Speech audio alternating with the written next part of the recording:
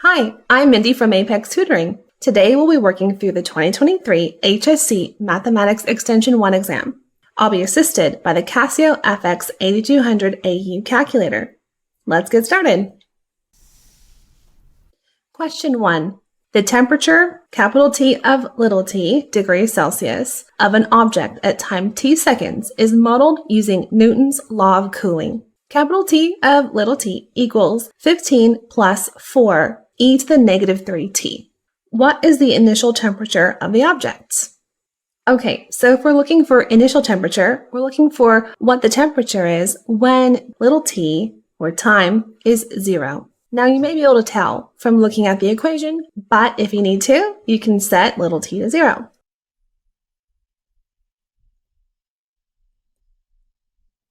Since e to the 0 is 1, we get 15 plus 4, which is 19. The answer is D. Question 2. A standard 6-sided die is rolled 12 times. Let p hat be the proportion of the rolls with an outcome of 2. Which of the following expressions is the probability that at least 9 of the rolls have an outcome of 2? So we're looking for a proportion that 9 out of the 12 have a specific outcome. So we're looking for the proportion to be at least 9 out of 12. So that means p hat needs to be greater than or equal to, this is a proportion, so again, 9 out of 12. Of course, 9 out of 12 simplifies to 3 over 4. So the answer is A. Question 3. The diagram shows the direction field of a differential equation. A particular solution to the differential equation passes through the point -2, 1. Where does the solution that passes through -2, 1 cross the y-axis? Okay, to see where the solution curve crosses the y-axis, we'll need to follow the solution curve that would pass through -2, 1. You can trace the solution curve following the direction field and see that it would pass just above 1.5 or 1.5. So the answer will be C, 1.56. Question 4. The diagram shows the graphs of the functions f of x and g of x. It is known that the integral from a to c of f of x dx is 10. The integral from a to b of g of x dx is -2. And the integral from b to c of g of x dx is 3.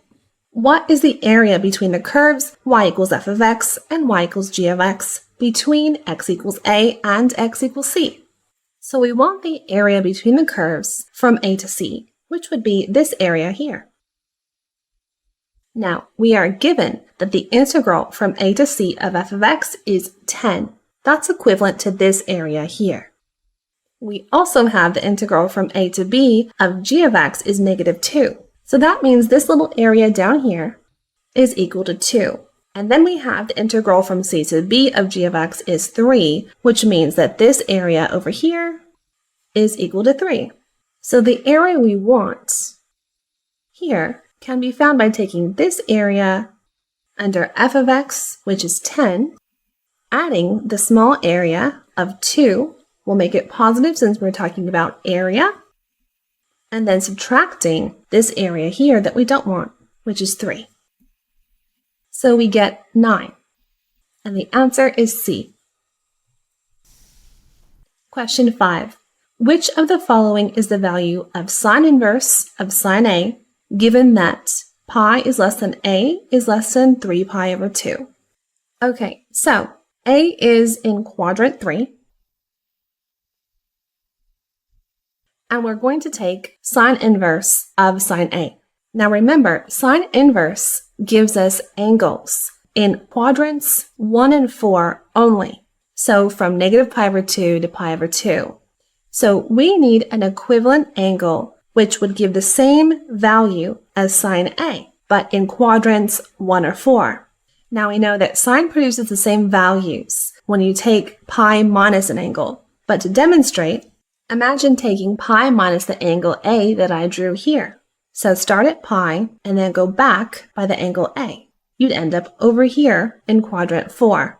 We know that the sine of sine is the same in quadrants 3 and 4, negative in both. So we would get the same value of sine A as we would for sine of pi minus A. And that's the angle that sine inverse would give us. So the answer is B. Question 6. Given the two non-zero vectors, A and B, let C be the projection of A onto B. What is the projection of 10A onto 2B? Okay, so if you know enough about projections, you may be able to answer this question very quickly.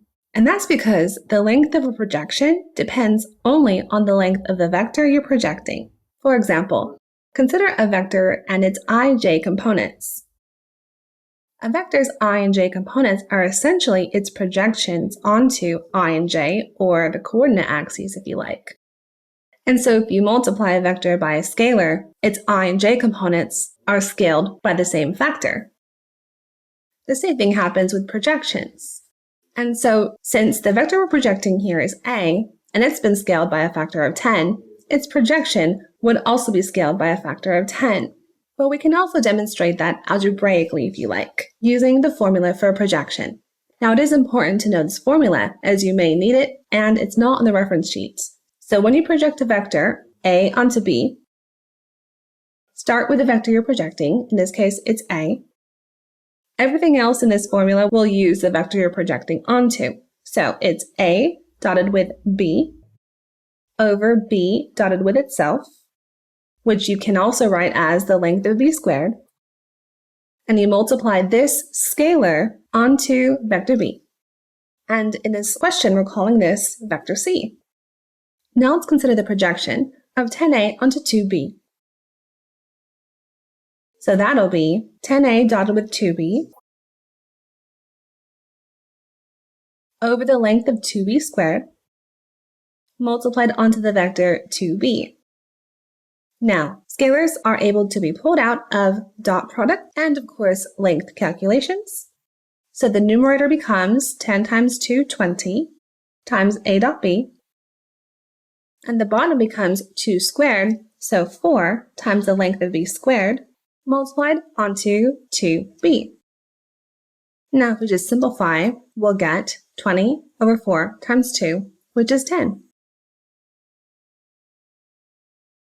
Times A dot B over the length of B squared times onto vector B, which is what we called C. So that shows that the projection of 10A onto 2B is 10 times vector C. So the answer is C. Question 7. Which statement is always true for real numbers A and B, where -1 is less than or equal to A, is less than B, is less than or equal to 1?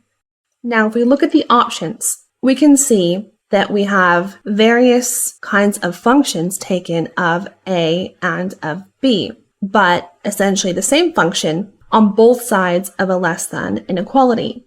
So let's think about those different functions. Let's start with option A. If A is less than B, would secant A be less than secant B? Let's consider the secant function from -1 to 1.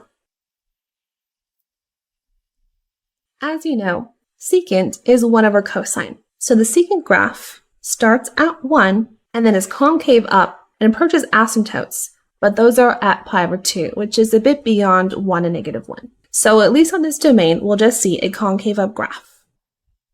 Now consider an A value and a B value where A is less than B. You could find 2 points on the curve where the one on the left is actually higher than the one on the right, since this curve goes down and then back up. For example, if I pick A to be close to -1 and B to be close to 0, A is less than B, but secant A is not less than secant B. Let's consider sine inverse. We know the domain of sine inverse is -1 to 1. We also know that sine inverse of -1 is -pi/2. Sine inverse of 0 is 0. And sine inverse of 1 is +pi/2. And the graph looks like this. Sine inverse on the domain -1 to 1 is always increasing. So if you pick two values, one less than the other, that means you're guaranteed that the function at the first value will be less than the function at the second value. In mathematics, sometimes we call this monotonically increasing.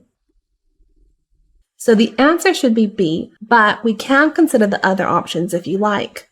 Let's look at arc cosine, which is another way of saying inverse cosine. We know that inverse cosine of -1 is pi.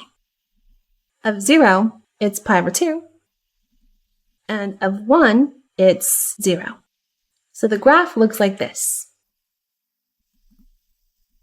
So the opposite of what we want is true here for arc cosine. It's always decreasing. And so if you pick a value of A less than B and put that into arc cosine, you're guaranteed that the value of the function at A will be greater than the value of the function at B. Lastly, if we look at option D, you may recognize this identity. Cosine inverse of A plus sine inverse of A just equals a constant pi over 2. And the same for cosine inverse of B plus sine inverse of B. So this inequality would not be true in option D. This confirms that the answer is B. Question 8. The diagram shows the graph of a function. Which of the following is the equation of the function? Alright, so the most efficient route here might be to first consider that this graph appears to be even. This will allow us to rule out options C and D. And that's because options C and D have essentially a horizontal translation, the x minus 2 and the x minus 1. As a quick example, consider if x were 10 in option C. If x is 10,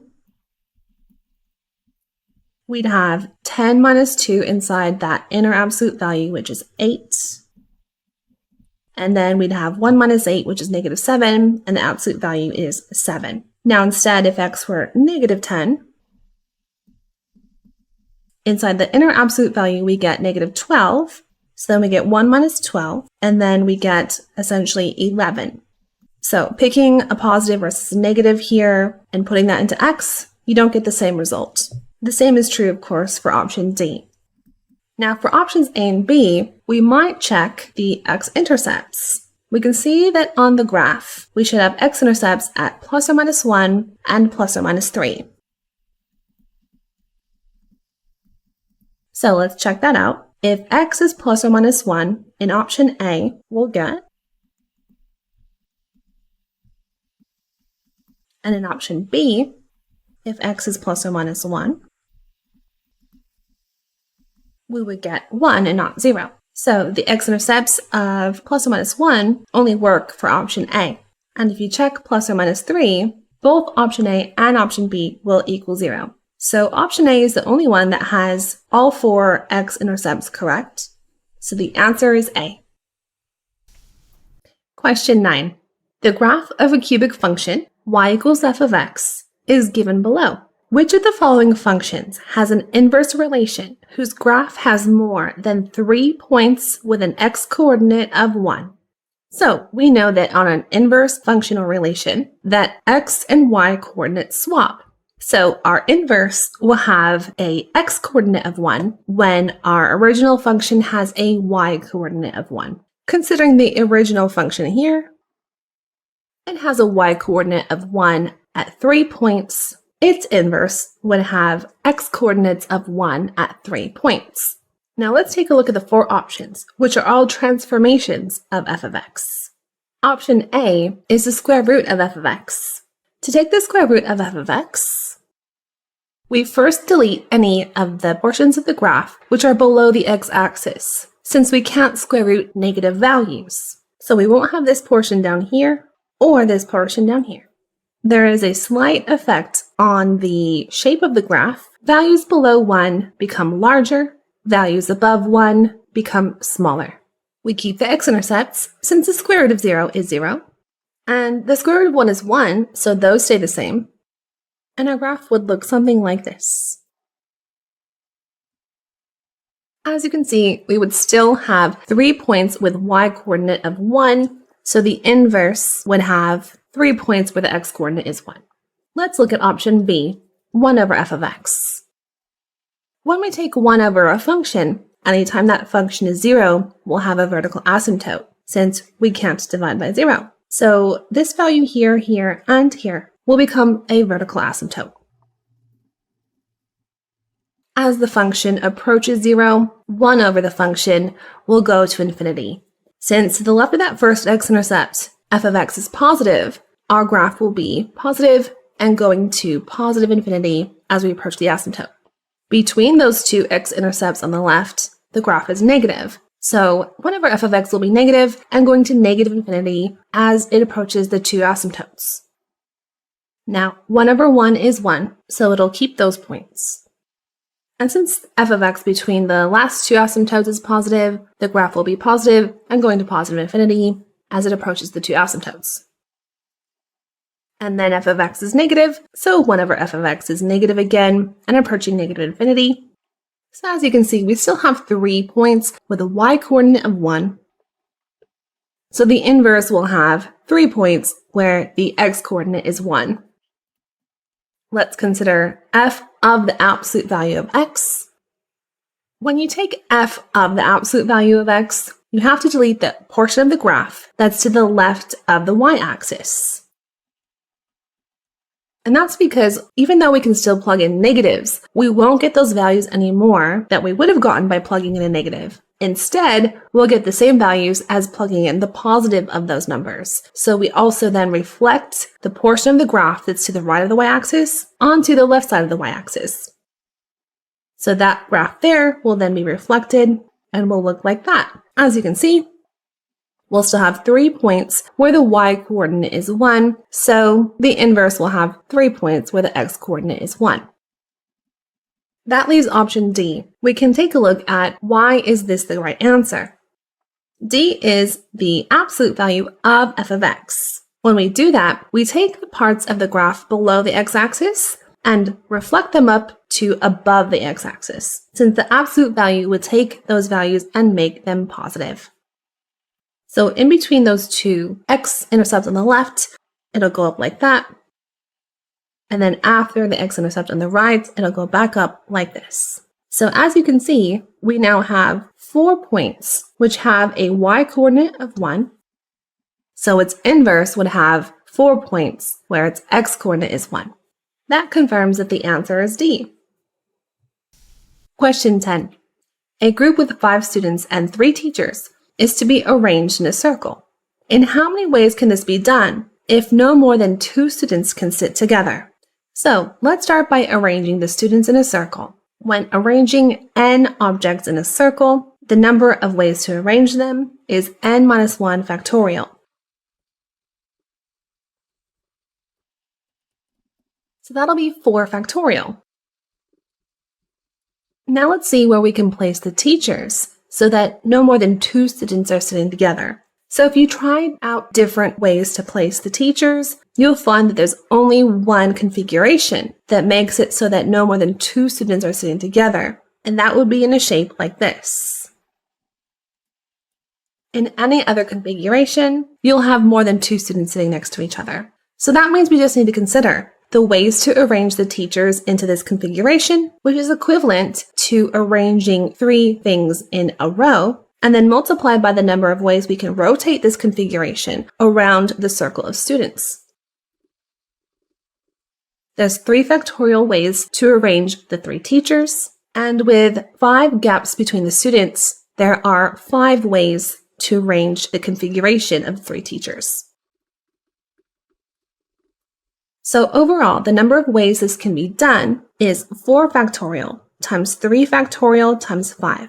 Now, while that isn't specifically one of the options, notice that 5 times 4 factorial is equal to 5 factorial. So the answer is B. Question 11a. The parametric equations of a line are given below. X equals 1 plus 3t, y equals 4t. Find the Cartesian equation of this line in the form y equals mx plus c. To find the Cartesian equation from parametric equations, we'll solve one of them for t and then substitute it into the other equation. Let's solve y for t since that'll be easiest. And we'll substitute that into the equation for x. Now we just need to solve for y to get it into y equals mx plus c form. So the answer is y equals 4 over 3x minus 4 over 3. Question 11b. In how many different ways can all the letters of the word Condobolin be arranged in a line? In case you were wondering, Condobolin is a town in New South Wales. Alright, to find the number of arrangements of a group of letters, we'll start with a factorial of the number of letters. Condobolin has 10 letters in it, so we start with 10 factorial. However, when we have repeats of the same letter, swapping the two letters in any arrangement will produce the same arrangement. So we'll divide by the factorial of the number of repeats of any repeated letter. O is repeated 3 times, so we have to divide by 3 factorial. And N is repeated twice, so we also divide by 2 factorial. You could leave your answer like this, or you could calculate it.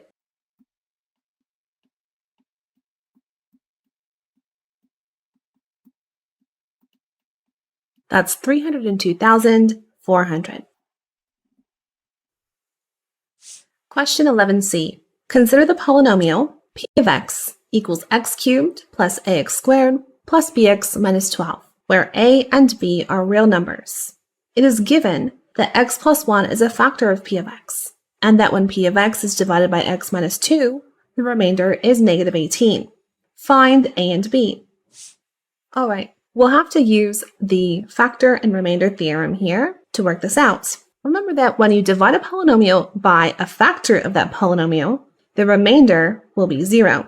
And by the remainder theorem, when you divide a polynomial by a linear divisor, the remainder you get will equal the value of the polynomial at the 0 of that linear divisor. So that means that substituting in negative 1 to p of x will make it equal 0.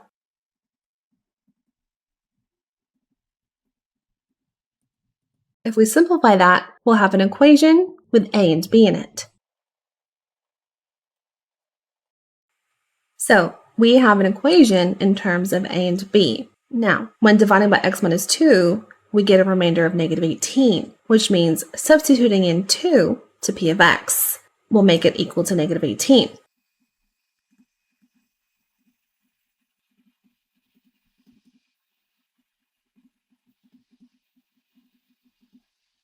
I could divide through here by 2 just to make it a little simpler. And now we have 2 simultaneous equations in terms of a and b, so let's solve them.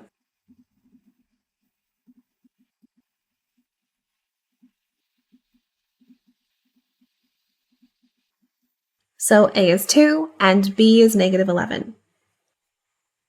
Question 11d. Find the integral of 1 over the square root of 4 minus 9x squared dx. Okay, you should recognize this as integrating to one of the inverse trigonometric functions. Let's just check the reference sheets. On the page with integrals, we see that our integral fits this one here. So it'll be an inverse sign. We need to make sure that we have the derivative of the function of x, which is squared, in the numerator. And we'll also take note of what a is, which would obtain a squared. So I might like to rewrite this so we can identify the parts. So we can see that a is 2, and the function, which is squared, is 3x. We need the derivative of that in the numerator, which is 3. So what we could do is times the numerator by 3 and times the integral by a third at the same time. Now we can integrate. This will equal 1/3 sine inverse of 3x over 2 plus c. Question 11e. Solve cosine theta plus sine theta equals 1 for 0 less than or equal to theta less than or equal to 2 pi. So one way to solve this would be using the auxiliary angle method. It'll be our choice in this case as to how we want to express the sum of this sine and this cosine. Perhaps we'll just simply go with expressing it in terms of sine of theta plus an angle alpha. So we can write cosine theta plus sine theta is equal to r sine theta plus alpha, and we want that to equal 1. Now, we can do the auxiliary method without memorizing anything if we just use the sine angle sum. On the reference sheet, we have sine of A plus B is sine A cosine B plus cosine A sine B. So we can write this as R times sine theta cosine alpha plus cosine theta sine alpha. Now to find R and alpha, what we do is we equate the coefficients of sine theta on both sides and cosine theta on both sides. The coefficient of cosine on the left-hand side is 1, and on the right-hand side, it's R sine alpha if we expand the bracket. So that means that R sine alpha equals 1. The coefficient of sine on the left-hand side is 1, and on the right-hand side, it would be R cosine alpha. That means R cosine alpha equals 1. Solving for sine alpha and cosine alpha is 1 over R, and cosine alpha is 1 over R. Now what I like to do is just draw a right triangle with angle alpha. Sine is opposite over hypotenuse, so the opposite is 1, hypotenuse is R. Cosine is adjacent over hypotenuse, so adjacent is 1 and hypotenuse is R. So we find R using Pythagoras' theorem. R is the square root of 2. We find alpha by considering tangent of angle alpha. Since both sine and cosine are positive, we're in quadrant 1, and tan alpha equals 1, so alpha is pi over 4. So now we have the equation R, which is root 2, sine theta plus alpha, which is pi over 4, equals 1. Let's solve that for theta. Now we had theta going between 0 and 2 pi. So theta plus pi over 4 will go from pi over 4 to 9 pi over 4. Now we know that sine is equal to 1 over root 2 when its angle is equal to pi over 4. So theta plus pi over 4 could equal pi over 4. Now sine is also positive in quadrant 2, so it could also equal 3 pi over 4. And since we're including the endpoint 9 pi over 4, that is also a solution here. Now we just need to finish solving for theta by subtracting pi over 4 from each of these. So theta could equal 0, pi over 2, or 2 pi. Question 11F. A recent census found that 30% of Australians were born overseas. A sample of 900 randomly selected Australians was surveyed. Let p hat be the sample proportion of surveyed people who were born overseas. A normal distribution is to be used to approximate the probability that p hat is less than or equal to 0.31. Part 1. Show that the variance of the random variable p hat is 7 over 30,000. Now, when we're looking at sample proportions, the expected value is simply p, the proportion in the population, in this case 30%. The variance is p times q, q is 1 minus p, divided by n. So that will be 30%, 0.3, times 1 minus 0.3 over 900.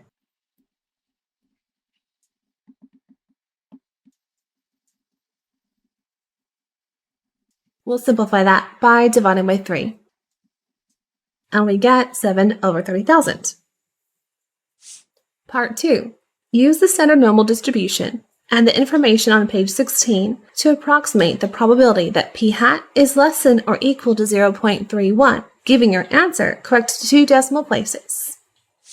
So, we'll make a random variable, let's call it x, normally distributed, with an expected value equal to the expected value of the sample proportion, again that's 30%, and a variance equal to the variance of the sample proportion, which we know is 7 over 30,000. Now the probability that p hat is less than or equal to 0.31 will be approximated by the probability that random variable x is less than or equal to the z-score, which would be equivalent to 0.31. So let's find that. Don't forget that in the z-score formula, the bottom is the standard deviation, so make sure you square root the variance here.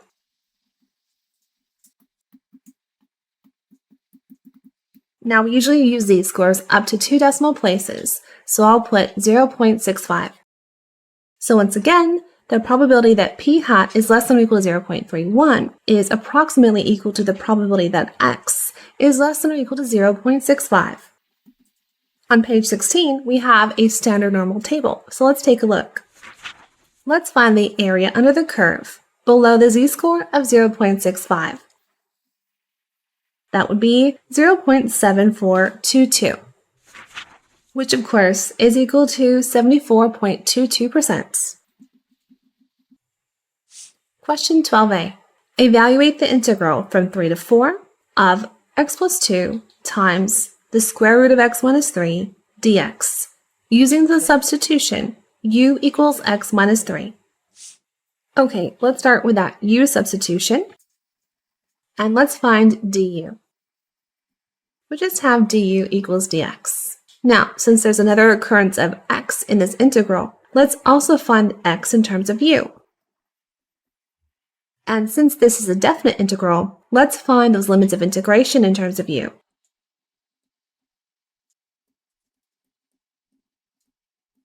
So our new limits will be from 0 to 1.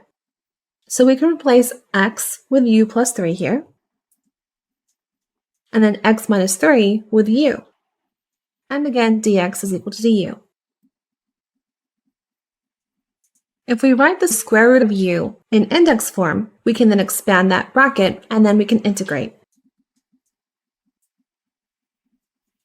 So we'll get u to the 5 over 2 times 2/5 plus 5 times u to the 3 over 2 times 2 over 3 from 0 to 1. Now, when we substitute in 1, we'll get 2/5 plus 10/3, and when we sub in 0, we'll get 0.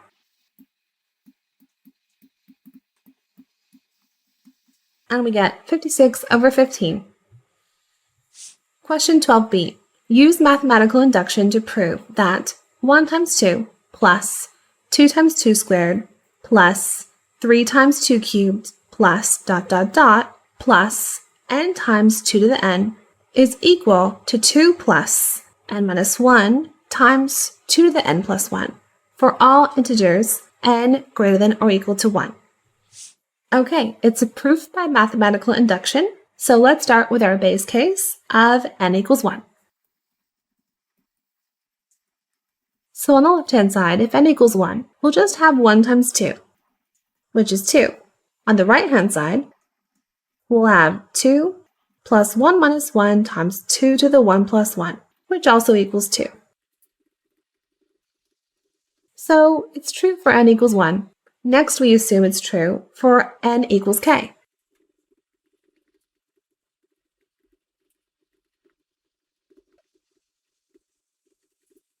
Next, we'll see if we can prove it's true for n equals k plus 1. Let's see what we'll need to show is true.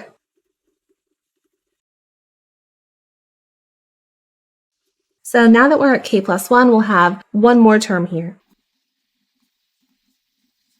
And on the right-hand side,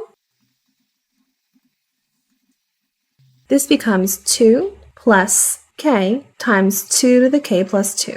Now, in an induction proof, we have to start with one side and then show definitively that it equals to the other. Let's start with the left-hand side. So on the left-hand side, the terms all the way up to k times 2 to the k can be replaced with what we have assumed to be true, that it would equal 2 plus k minus 1 times 2 to the k plus 1, plus that last term of k plus 1 times 2 to the k plus 1. Now let's see what we could do. Perhaps we could factorize 2 to the k plus 1 from the last two terms here. Now, when we simplify inside that bracket, we will get 2k.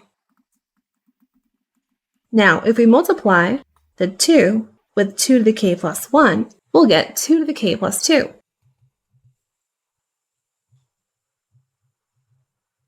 which is what we were trying to show on the right-hand side.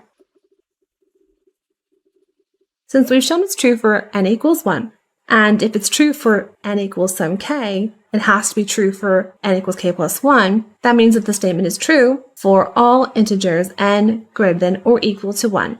We typically conclude by saying, by the principle of mathematical induction, the statement is true for n greater than or equal to 1. Question 12c. A gym has 9 pieces of equipment, 5 treadmills, and 4 rowing machines. On average, each treadmill is used 65% of the time, and each rowing machine is used 40% of the time. Part 1. Find an expression for the probability that, at a particular time, exactly 3 of the 5 treadmills are in use.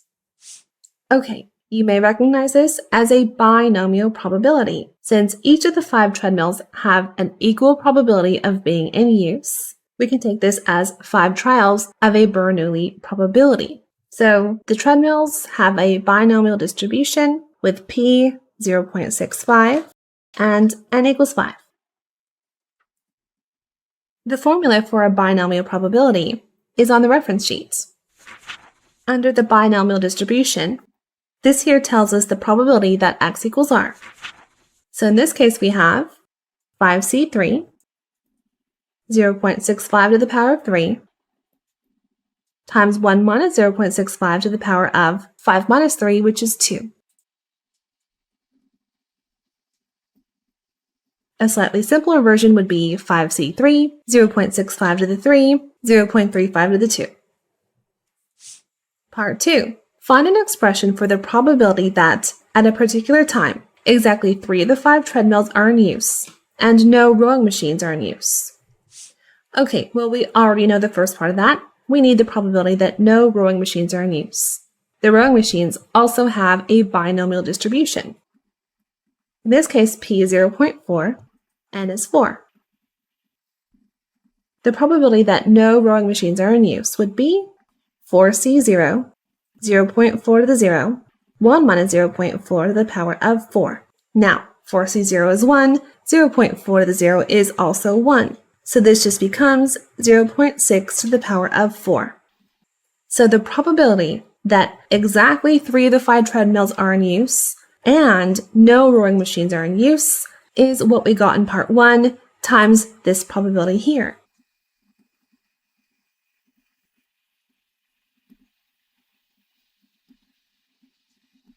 So 5c3, 0.65 to the power of 3, times 0.35 to the power of 2, times 0.6 to the power of 4.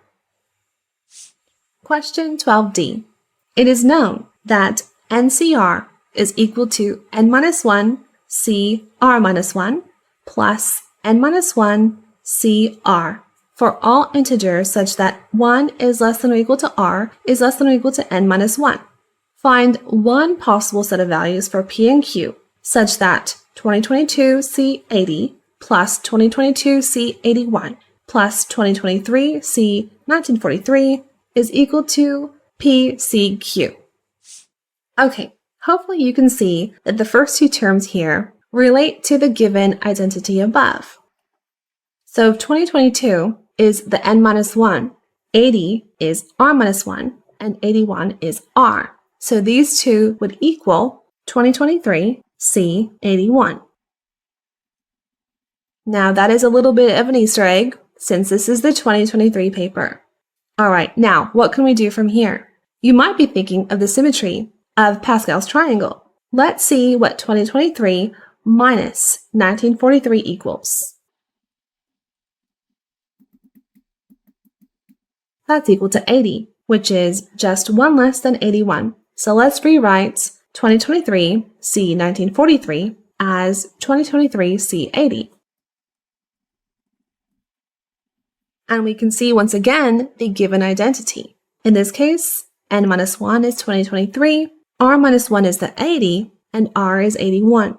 So this will equal 2024 C81. So we'd have p is 2024 and q is 81. Now there is another answer here. If you went the other way with the symmetry of Pascal's triangle, you could also get 2024 C. 1943. Question 12e.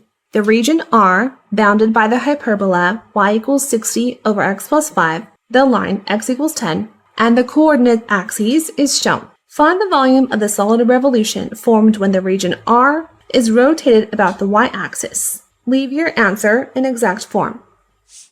So, we are rotating this region about the y-axis. If you look at the shape, the region is enclosed by two different functions and the y-axis. The functions change over at y equals 4. From 0 to 4, it's just between a line and the y-axis. From 4 to 12, it's between the hyperbola and the y-axis. So we'll actually have two different regions to consider here. Let's start with the hyperbola. Since we are rotating about the y-axis, our disks will be along the y-axis, so we have to integrate with respect to y. That means we'll have to rearrange the function y equals 60 over x plus 5, solving for x.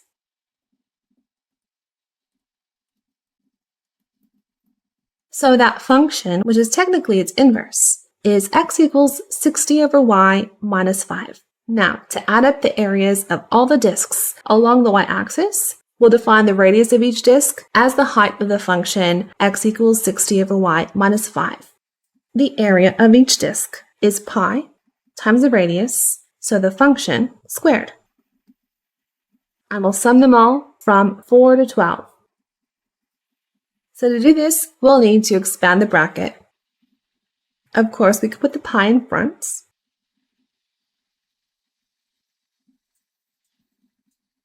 Now that we've expanded, we can integrate.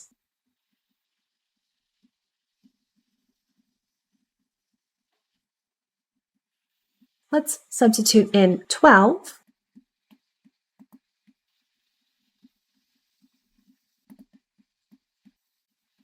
and 4.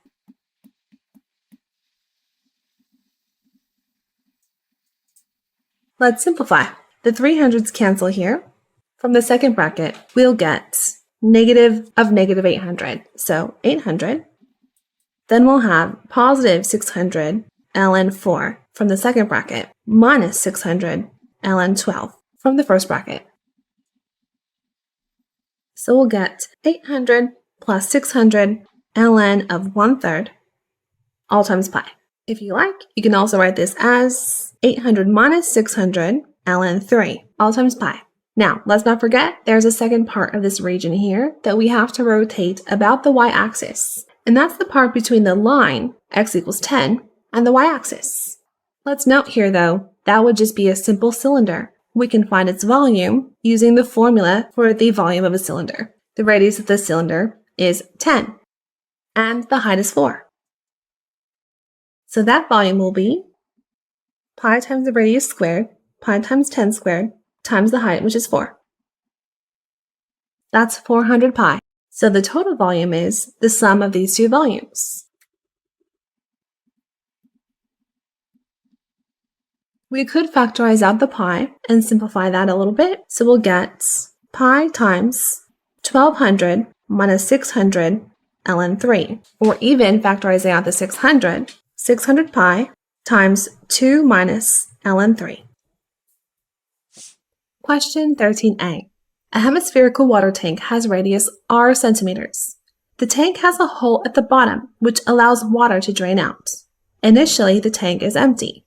Water is poured into the tank at a constant rate of 2 kr cubic centimeters per second, where k is a positive constant.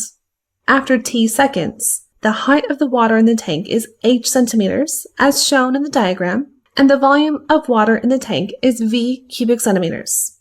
It is known that v equals pi times r times h squared minus h cubed over 3. While water flows into the tank and also drains out at the bottom, the rate of change of the volume of water in the tank is given by dv dt equals k times 2r minus h. Part 1. Show that dh dt equals k over pi h. Okay, when I work on related rates questions, I like to write down everything I have and what I'm trying to find. So we have v which is pi times r times h squared minus h cubed over 3. We have dv dt, which is k times 2r minus h. And we're trying to find dh dt. So let's note that we could find the derivative of v with respect to time. Since height is also changing over time, we will get dh dt in the process of finding dv dt. So let's start with that. So when we take the derivative here with respect to t, h is a function of t. So we'll use the chain rule. We'll have 2 times h times the derivative of h with respect to time. And again, here we'll use the chain rule for h. We'll have 3 times h squared and times by dh dt. Now let's get dh dt by itself on one side of this equation. We can do that by factorizing. And then dividing. Since we have dv dt is k times 2r minus h, we can put that in here. And I'll also factorize out h on the bottom of this fraction. So the brackets cancel, and we get k over pi h as required. Part 2. Show that the tank is full of water after t equals pi r squared over 2k seconds. Alright, let's consider what it means for this tank to be full. Observe the diagram and that the tank is a half sphere. When the tank is full, the height will equal the radius of that sphere, which is r. So we're looking for when h is equal to r. We're still looking for a time when this happens. So let's see if we can get an expression for h in terms of time. In part 1, we have dh dt equals k over pi h. That is a differential equation. Perhaps we can use it to find h in terms of t. We can solve this differential equation by separation of variables. So I've put the h on the left and moved the dt onto the right. So now we can integrate both sides. So we have 1/2 h squared is equal to pi over k times t plus a constant. Now, remember that the tank was initially empty. So when t is 0, h is 0. That means c is 0. Remember, we're looking for the time when the tank is full. So we're looking for t when h is r. We're using capital T here to represent a specific time t. If we solve for t, we'll get t equals r squared times pi over 2k as required. Part 3. The instant the tank is full, water stops flowing into the tank, but it continues to drain out of the hole at the bottom as before. Show that the tank takes 3 times as long to empty as it did to fill. Okay, so to find out how long the tank takes to empty, we need the rate at which water flows out. Let's look back at some information that was provided in this question. Remember, we were told that water is poured into the tank at a constant rate of 2kr. We also had dv dt given as k times 2r minus h. If we expound that, we get 2kr minus kh. 2kr being positive corresponds to the water flowing into the tank. The minus kh would be the water flowing out.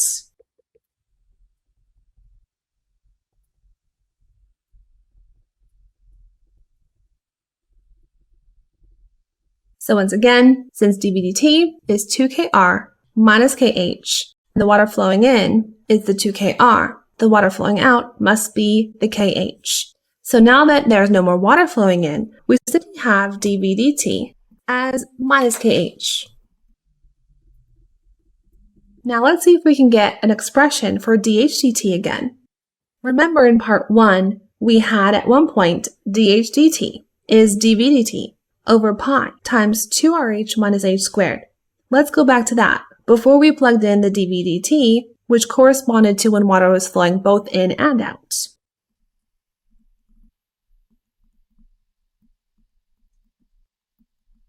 Now we can put our new value of dv dt here. And once again, we'll factorize out an h on the bottom. This time our h's cancel. And once again, we have a differential equation for dh dt in terms of h. Let's once again solve this by separation of variables. So 2r minus h will be multiplied onto the left-hand side and the dt onto the right. And we integrate both sides. So this new situation where we only have water flowing out initially starts when the tank is full. That's when h is equal to r. So when t is 0, h equals r. So c is equal to 2r squared minus 1/2 r squared, which is 3 over 2 r squared. Now the tank is empty when h is 0. So let's find t when h is 0. We get 0 equals minus k over pi t plus 3 over 2 r squared. Let's solve for t. Let's put the 3 from the numerator in front of this expression. And then the rest of that is pi r squared over 2k, which remember was the time it takes for the tank to fill. We now have 3 times that. So that shows that it takes 3 times to empty as it does to fill.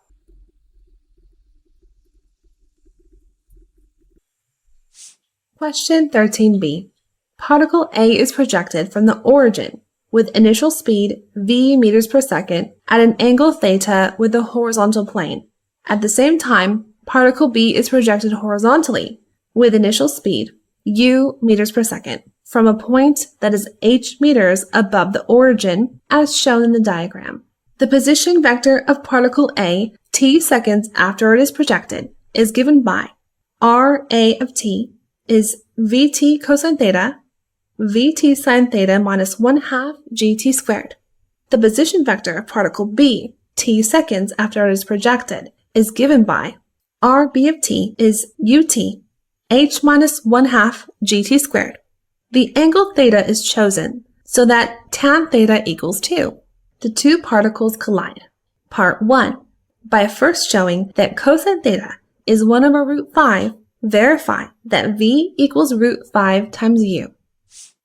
Alright, let's show that cosine theta is 1 over root 5. Remember that it was given that tan theta equals 2. So we'll draw a right triangle with theta. Tan is opposite over adjacent, so it'd be 2 over 1.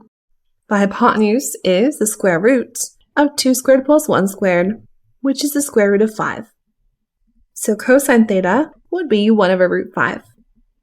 So then we just need to go to the horizontal component of the position of particle A, which is vt cosine theta. Since we know the particles collide and there's no acceleration in the horizontal direction, that means that vt cosine theta must equal ut.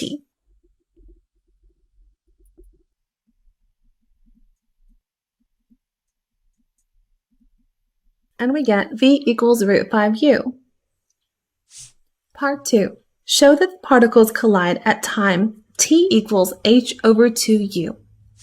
Since the particle's horizontal position is always the same, we know the collision will happen when their vertical components are the same. So let's set those equal to each other and see what we get.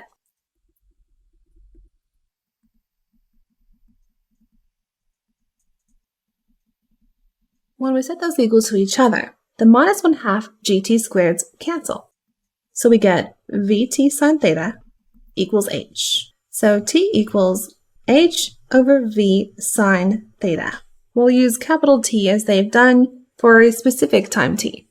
Now, remember that v is root 5u, and sine theta we can get similarly to how we got cosine theta. In that triangle, we see that sine theta would be 2 over root 5.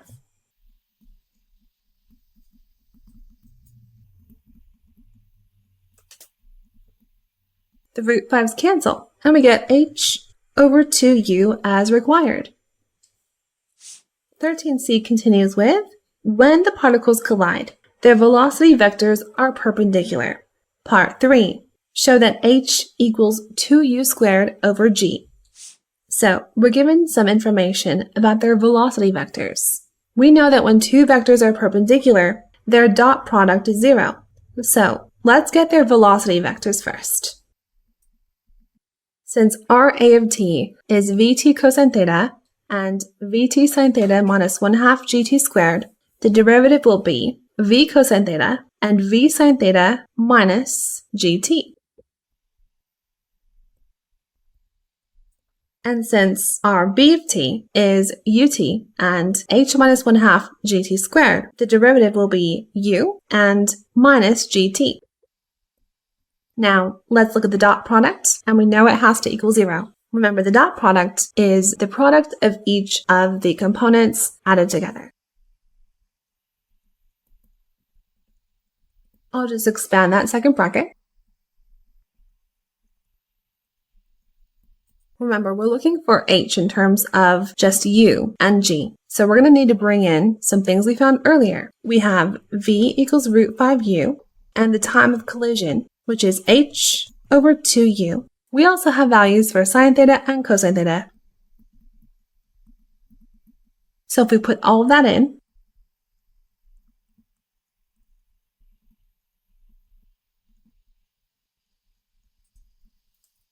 this is what we get. Let's see if we can clean that up a little bit. Now, we're trying to find what h equals. This expression is a quadratic equation in terms of h. Let's rearrange slightly. And we could solve for h using the quadratic formula. So we'd have h equals negative g, so just g, plus or minus the square root of g squared minus 4 times g squared over 4u squared times u squared, all over 2 times g squared over 4u squared. Notice how in the square roots, the 4's cancel, the u squareds cancel, and we get g squared minus g squared, which is 0. So we're just left with g over 2g squared over 4u squared. And that will simplify to 2u squared over g, as required. Part 4. Prior to the collision, the trajectory of particle A was a parabola. Find the height of the vertex of that parabola above the horizontal plane. Give your answer in terms of h.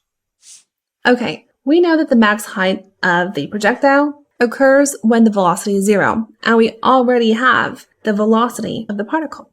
So let's look at the vertical component of the velocity vector of particle A, and we'll find out when it's equal to 0. That was v sine theta minus gt, and its max height would occur, again, when this is equal to 0. So that's going to be at v sine theta over g. Let's recall that v is root 5u and sine theta is 2 over root 5. So this will be root 5u times 2 over root 5 over g, which is 2u over g. Now we'll need that height, so its vertical position at this time. Remember, its vertical position is vt sine theta minus 1/2 gt squared.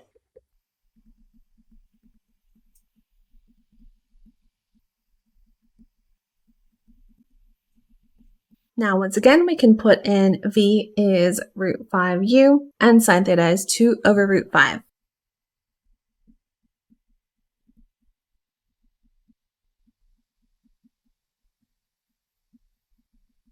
And we get 2u squared over g, which from part 3 is equal to h. So the height of the vertex of that parabola is h. Question 14a. Let f of x equal 2x plus ln x for x greater than 0. Part 1.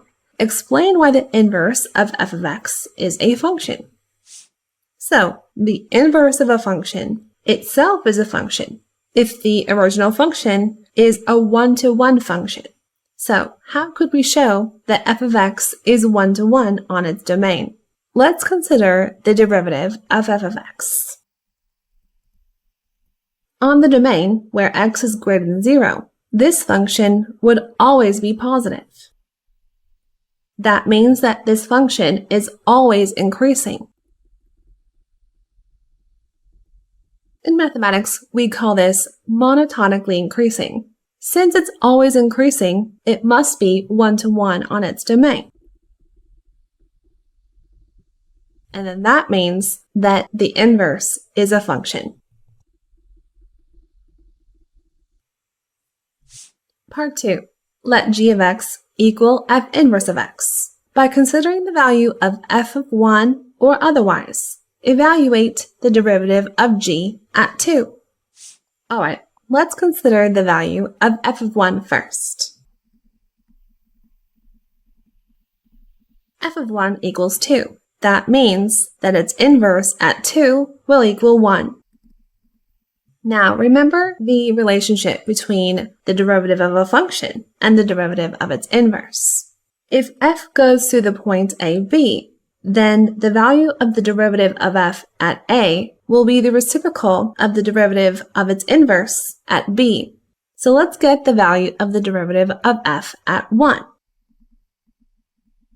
The derivative of f at 1 is 3, which means that the derivative of g at 2 will be the reciprocal, which is 1/3. Question 14b. Consider the hyperbola y equals 1 over x, and the circle x minus c squared plus y squared equals c squared, where c is a constant. Part 1. Show that the x-coordinates of any points of intersection of the hyperbola and circle are zeros of the polynomial p of x equals x to the power of 4 minus 2cx cubed plus 1. So of course the points of intersection occur at the simultaneous solution of the hyperbola and the circle. So let's use the substitution method and substitute y equals 1 over x into the equation of the circle. We'll expand the first bracket. The c squareds cancel, and we'll multiply everything by x squared. So we get x to the power of 4 minus 2x cubed c plus 1 equals 0 as required. Part 2. The graphs of y equals x to the power of 4 minus 2cx cubed plus 1 for c equals 0.8 and c equals 1 are shown. By considering the given graphs or otherwise, find the exact value of c greater than 0 such that the hyperbola y equals 1 over x and the circle x minus c squared plus y squared equals c squared intersect at only one point. Okay, if there's only one point of intersection, then this polynomial must have only one root. So we can see that adjusting the value of the constant c from 0.8 to 1, the polynomial goes from having no roots to 2 roots, and somewhere in between, it'll have one root.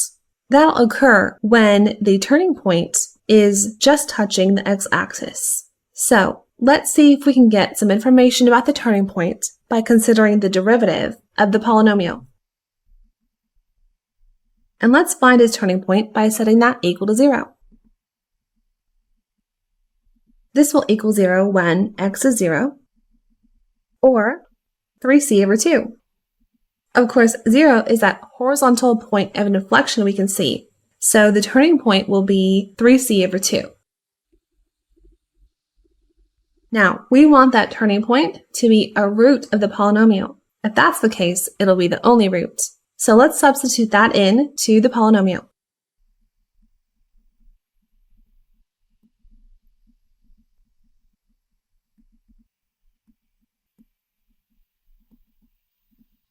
Let's see if we can solve for c.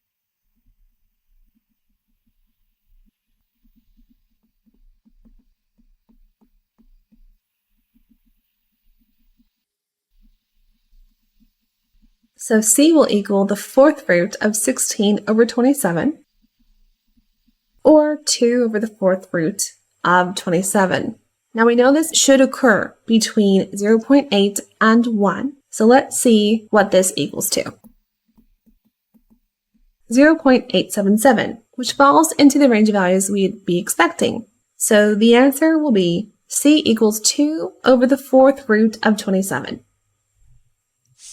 Question 14c, Part 1. Given a non-zero vector, PQ, it is known that the vector Q minus P is perpendicular to PQ and has the same magnitude. Points A and B have position vectors OA, which equals A1, A2, and OB, which equals B1, B2, respectively. Using the given information or otherwise, show that the area of triangle OAB is 1/2 times the absolute value of A1, B2 minus A2, B1. Okay, since we're dealing with vectors and triangles and measurements, drawing a diagram could be helpful here. I'll draw two vectors for OA and OB. I'll try not to make them look like the same length or at right angles, since they could be any vectors. And let's consider the area of the triangle they form. Now we're given some information about a perpendicular vector, so maybe we'll be using the area of a triangle formula, which is 1/2 of the base times the height, since the height is perpendicular to the base. Let's pick one of these vectors to be the base of the triangle. Why not vector A?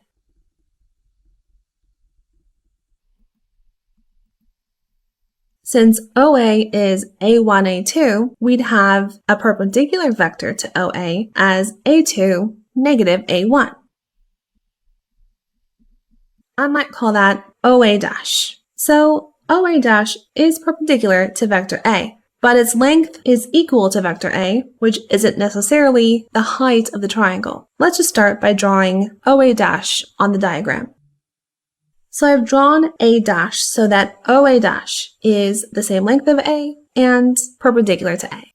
And it's going in the right direction, but its length is not quite what we need. How could we scale this vector so that it's equal to the height of the triangle? What if we use a projection? If we consider the projection of OB onto OA dash, it will equal the height of the triangle and still be perpendicular to OA. Remember that the formula for projection is not on the reference sheet. The best way to remember it is to start with the vector you're projecting. In this case, OB. We take OB, everything else in the formula is the vector you're projecting onto. So we have OB and we dot it with OA dash. We divide by OA dash dotted with itself, or the length of OA dash squared, and then we multiply this scalar onto OA dash. Now we have all the components of these vectors, so let's put this together. OB dot OA dash is the product of each of their components added together.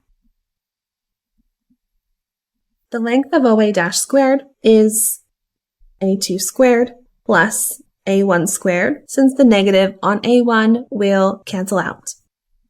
Okay, so this projection will be the height of our triangle. Let's now put together its area. Area is 1/2 times the length of the base, and the base is OA. Its length is A1 squared plus A2 squared times the length of the height. So we'll put that scalar in front of OA dash in absolute values and multiply by the length of OA dash, which will again be the square root of A1 squared plus A2 squared, since the square cancels out the negative. When we multiply the square root of A1 squared plus A2 squared by itself, the square root cancels out.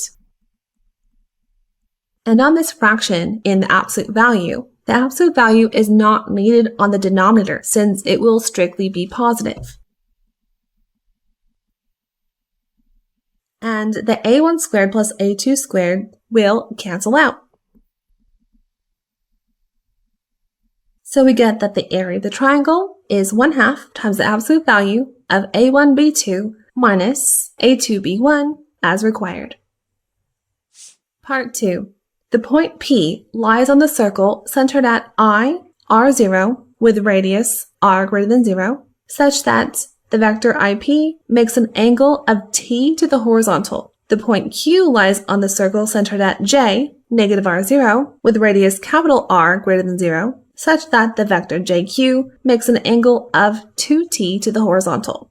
Note that vector OP is equal to vector OI plus vector IP, and vector OQ is equal to vector oj plus vector jq.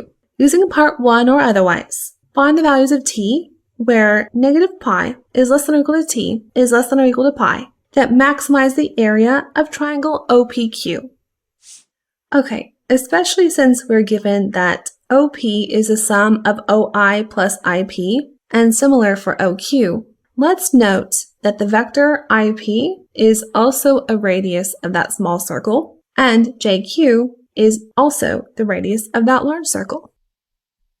Now, for using part 1, we need components for each of the vectors so that we can consider the area of that triangle. So let's get components for vector OP and vector OQ, which form the triangle similarly to vector OA and OB in part 1. So let's start with OP.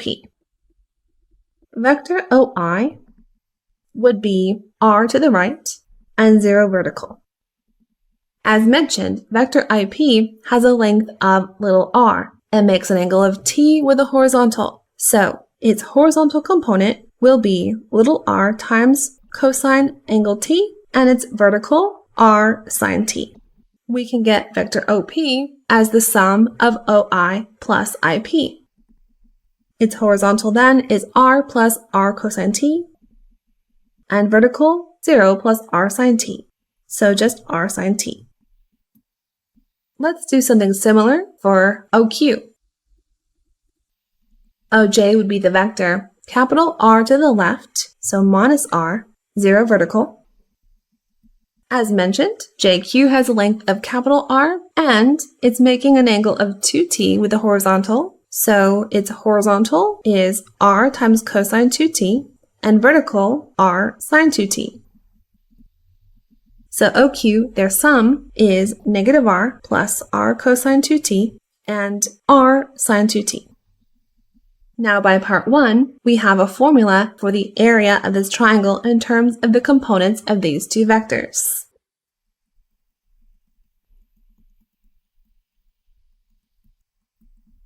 So that'll be r plus r cosine t. If you like, we could factorize out the little r times capital R sine 2t minus little r sine t times negative capital R plus capital R cosine 2t, and we could factorize out the capital R. Both terms have a factor of capital R and little r, so we could factorize that out and even pull it out of the absolute value, since they are lengths in positive values. And we'll expand those brackets.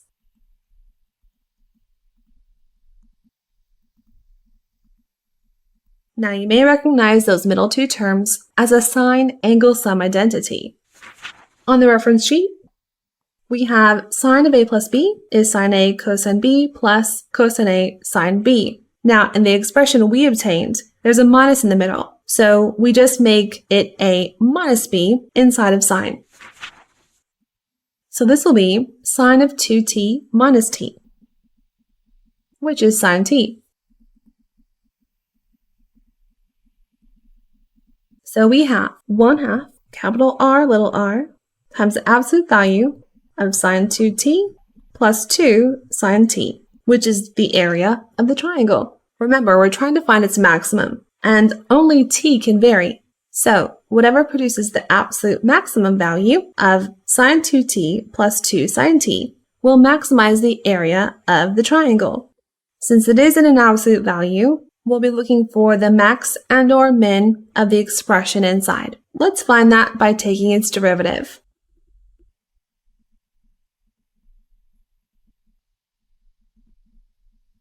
And set it equal to 0. We can cancel out those 2's. Now, one way to solve this might be to use a cosine double angle identity. Back on the reference sheet, we have this identity here. If we rearrange and solve for cosine of 2x, we'd have 2 cosine squared x minus 1 equals cosine 2x. Now, this is quadratic in terms of cosine, so let's rearrange slightly. We could solve this by factorizing. And if we look at solving each of those factors to be 0, we get cosine t equals 1/2 or cosine t equals -1. So we get our stationary points at t equals pi over 3, 60 degrees. And since we're considering values of t from -pi to pi, we'll also have the solution of -pi over 3. And then, of course, cosine t equals -1 when t is pi or -pi. So let's consider our stationary points. Normally, I'd also consider the endpoints. However, the endpoints are included in the stationary points. So let's see which are maxes and which are mins. Remember, the expression we're trying to maximize is this one here. When t is pi or -pi, we're going to get a sign of plus or minus 2 pi and a sign of plus or minus pi. Both of those will equal 0. So plus or minus pi will be when we have no area. Those must be our minimums. So let's take a look at plus or minus pi over 3.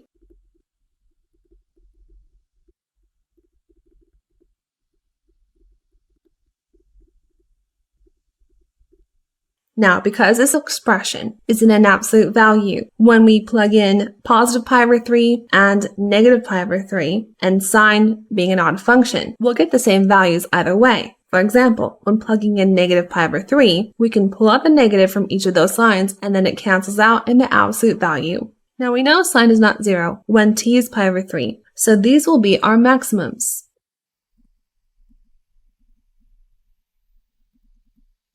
So the maximum area occurs when t is plus or minus pi over 3.